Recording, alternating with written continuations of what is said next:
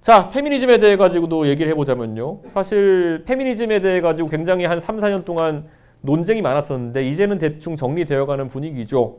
예, 더 이상 이제 정치권에서도 젠더 이슈를 그렇게 크게 다루지 않는 게, 왜냐면 이 페미니즘이라는 것 중에서 레디컬 페미니즘에 해당하는 것들, 지금 대한민국 페미니즘의 역사가 한 2, 30년 됐다고 치면은 당연히 김대중 정부 시절에 여성부가 생기고 이랬을 때는 그 역할이 필요했죠. 왜냐하면 그때는 가부장제도 굉장히 심했고 제도적으로 여성에게 불합리한 제도들이 많았기 때문에 그걸 개혁하기 위한 여러 가지 조치들을 할 필요가 있었죠. 그래서 여성부가 역할을 다한 다음에 그 다음부터 이제 여성부가 원래 일시적으로 생성된 부처였는데 계속 유지되면서 엉뚱한 할 일을 찾아다니면서 이제 이런 일들이 좀 이상한 방향으로 흐르기 시작한 거죠. 그러다 보니까 레디컬 페미니즘이라는 것이 이제 국제적 조류에서도 있었고 우리나라에서 발달하게 되는데, 최근에 가장 충격적인 사태가 이제 결국에는 이게 동덕여대에 제가 갔다 왔었는데, 동덕여대에서 결국엔 공학 반대 시위를 하면서 자기 학교를 자기 손으로 이제 때려 부수는 그런 상황이 발생했던 거죠.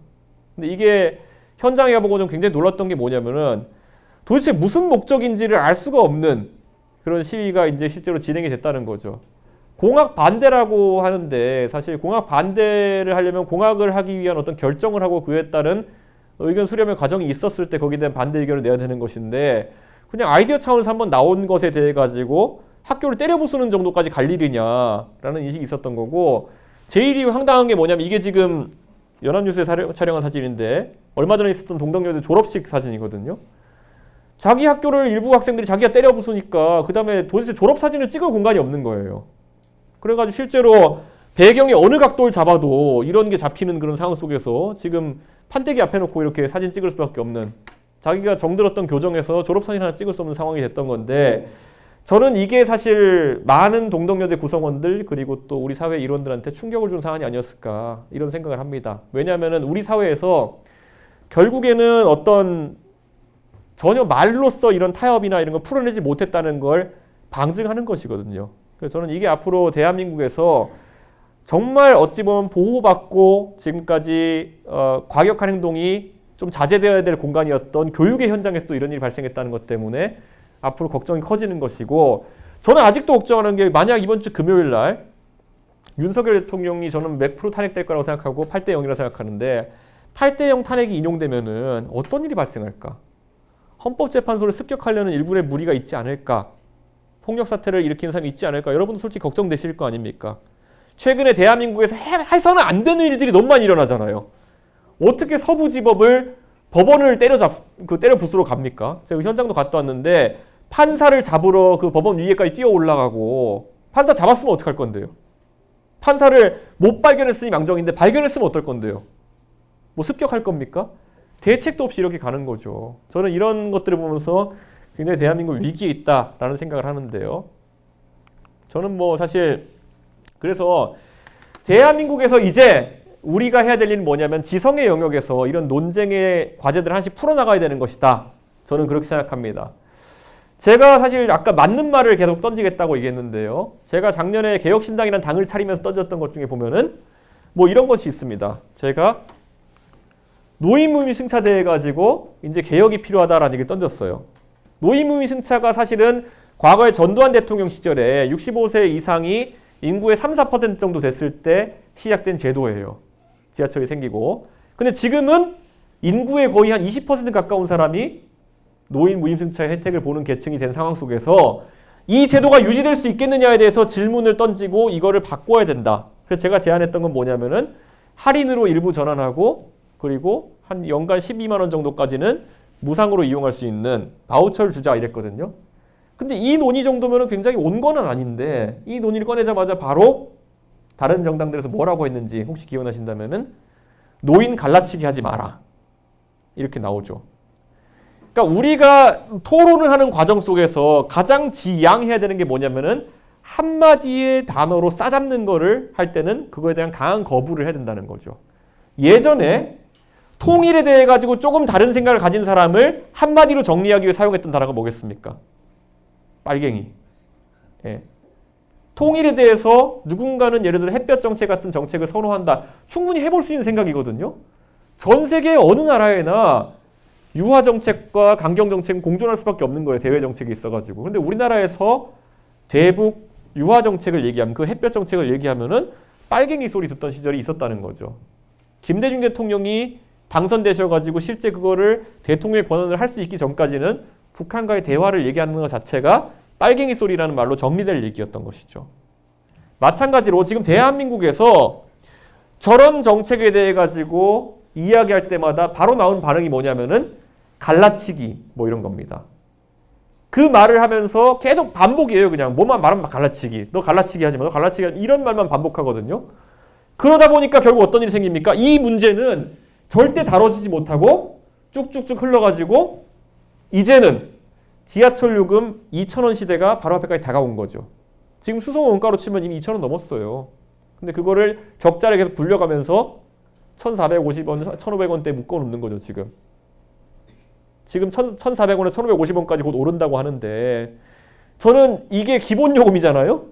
예, 몇 정거장만 타도 요즘 100원씩 바로 오르는데 저는 결국에는 노인들은 결국에는 지하철 타고 무료로 다니면서 젊은 세대가 그걸 메꾸기 위해 가지고 인당 2,000원이 넘는 비용을 부담해야 되는 상황이 온다.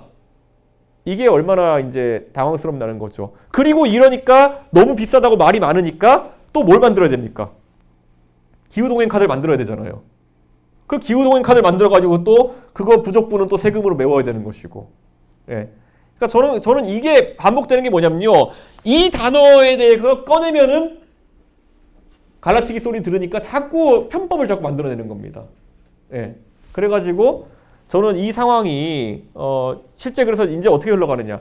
제가 동탄에 살잖아요. 동탄에는 GTX-A가 개통됐어요. 그런데 GTX-A는 처음에 개통할 때부터 노인 무인승차가 없습니다. 왜 그럴까요? 그거 해놓고는 지탱할 수가 없으니까. 자, 그러면 어떤 일이 생기느냐? 역차별이 생기는 거죠. 뭐냐? 서울의 1호선부터 9호선까지 타는 노인들은 공짜. 오히려 경기도권에 사는 노인들은 GTX 타면서 몇천 원씩 내야 되는 것이죠. 이 일이 왜 발생했느냐? 기존의 이득을 보는 사람들이 타협하는 것을 완강하게 거부하고 있고 그것을 일부 정치인들이 갈라치기라는 이름으로 계속 그 논의를 막아세우고 있기 때문이겠죠. 그래가지고 역설적으로 서울에 사는 상대적으로 더 부유할 것 같은 그런 분들이 무임승차 혜택을 보고 있고 경기도권에 사는 분들은 신분당선이나 GTX 탈 때 무임승차 혜택을 못 보고 있고 더 나가가지고 아예 수도권 전철이 존재하지 않는 전라남도 순천시에 계시는 노인분은 지하철 자체가 없으니까 무임승차 혜택을 못 보고 있고 이런 역차별이 오히려 발생하는 상황이 생기는 거죠. 근데 이런 게 바로 뭐냐? 갈라치기 이런 단어 속에서 지속되는 거죠. 처음에 전장현, 예. 이준석이 태클 걸었던 것 중에 가장 빡셌던 게 전장현인데 여기 혹시 4호선 타고 다니시는 분 있나요? 예. 예, 여기 아마 강북 지역에서는 4호선의 영향권에 계신 분들이 꽤 있는데 저도 노원구에 있었으니까 4호선은 노원구민의 생명줄입니다. 예. 4호선 없는 노원구는 상상할 수가 없습니다. 예. 당곡에 상계, 노원, 창동까지 해가지고 꽉꽉 채워서 내려옵니다. 하루에 140만 명이 타는 그 지하철이에요. 그런데 이 전장현에서 4호선을 찍어가지고 본인들이 투쟁의 대상으로 삼은 겁니다. 왜 그럴까요? 이분들 본진이 해화역에 있어서 그래요. 예, 다른 이유는 없어요. 예. 이분들 본진이 해화역에 있어요. 그래서 이분들 본진이 해화역에 있으니까 해화역에서 계속 이제 투쟁을 시작하시고 그러다 보니까 4호선 라인 전반을 다루게 되고 하필이면 윤석열 대통령이 용산으로 대통령실 이전하면서 거기 삼각지역도 있다 보니까 4호선이 이제 메인 투쟁의 장이 된 거죠. 여기에 보시면요. 이분들이 처음에 투쟁을 시작했을 때 많은 분들은 이동권 투쟁한다고 생각하셨죠. 예. 저분들이 너무 지하철을 타는 게 어려워가지고 본인들의 생존의 권리를 주장하고 있는데 이 이준석, 이 피도 눈물도 없는 인간은 왜 저걸 반대하는 것이냐 정도로 이해했던 사람들이 95% 이상이었어요.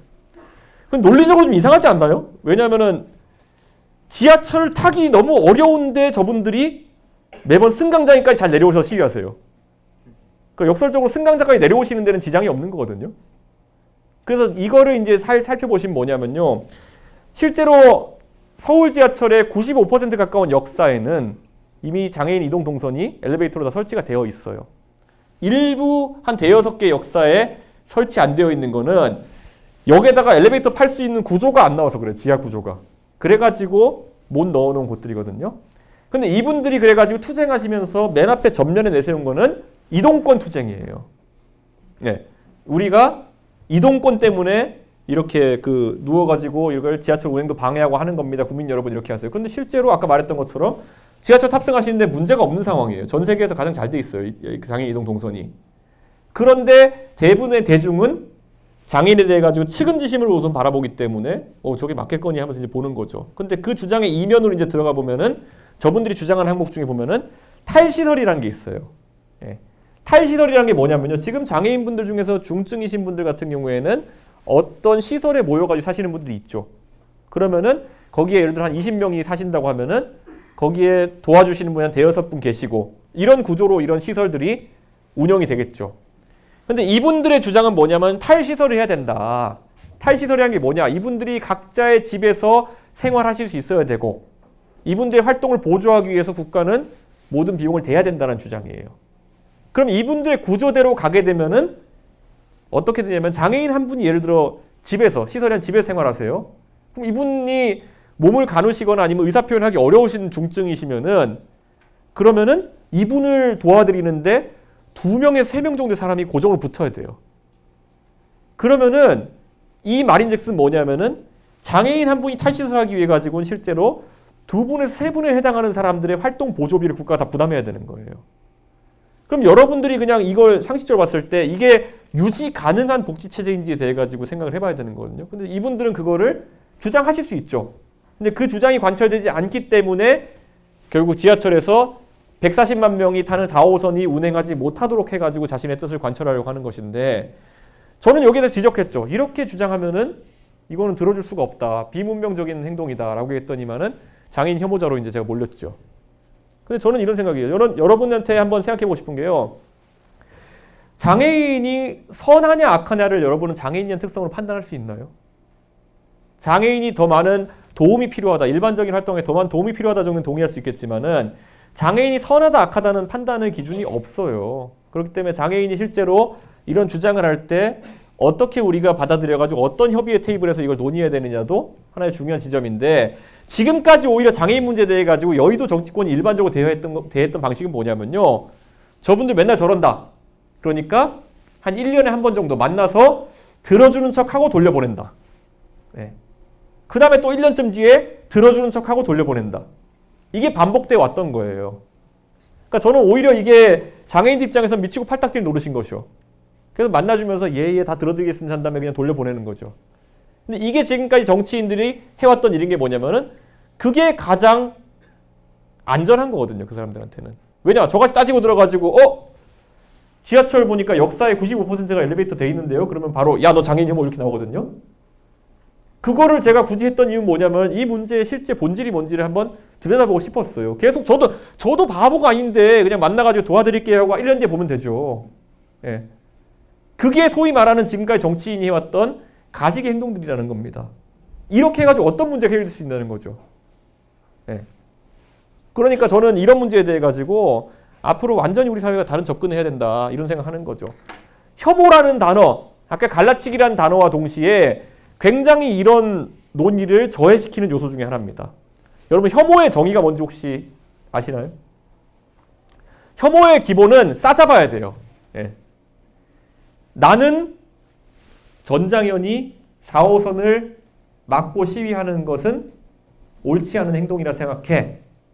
제가 만약에 행동에 그러니까 4호선을 막고 움직이지 못하게 하는 것에 비중을 찍어가지고 얘기하면은 그 혐오가 아닙니다. 왜냐? 저는 보수단체가 똑같은 방식으로 시위해도 싫어할 거예요. 그러니까 그 사람의 특성에 따라 싫어하는 게 아닌 거죠. 근데 만약에 나는 장애인이 싫어 이러면 이거는 혐오입니다. 그 사람이 장애인이라는 이유로 싫어한다니까요. 나는 국민대생이 싫어 그러면 국민대생이 혐오입니다. 그러니까 이 특성이 아주 이제 구분이 되는 것인데 저는 분명히 전장현이 저런 방식으로 자신의 뜻을 관철하게 하는 것은 저는 부정적으로 생각한다라는 말을 했는데 너 장애인 혐오지. 이렇게 나오고 거기에 맞아 이준석 장애인 혐오 이렇게 달리는 것이 아까 말했던 이런 논의를 굉장히 어렵게 만드는 그런 문제인 것이죠. 왜냐? 그분들의 마음속에는 그분들이 정치인도 아닌데 그렇게 댓글 달고 흩어지는 분들에게 정치인도 아닌데 그분들이 무슨 책임이 있겠어요. 네. 하지만 혐오라는 단어를 남용하는 것은 사실 빨갱이라는 단어를 남용하는 것이나 아니면 갈라치기라는 단어를 남용하는 것만큼이나 대한민국의 독을 푸는 행동이다. 이렇게 말씀드리고 싶은 거죠. 결국 그렇게 누군가에 대해 가지고 간편하게 평가하고 가는 것 하나하나가 문제를 해결하기 위한 누군가의 노력에는 굉장히 장애 요소가 되는 것이죠. 그래서 저는 그런 부분을 한번 혐오, 갈라치기 이런 용어 이런 거죠. 어쨌든 저는 뭐 앞으로 대한민국에 있어가지고 많은 변화가 필요할 텐데요.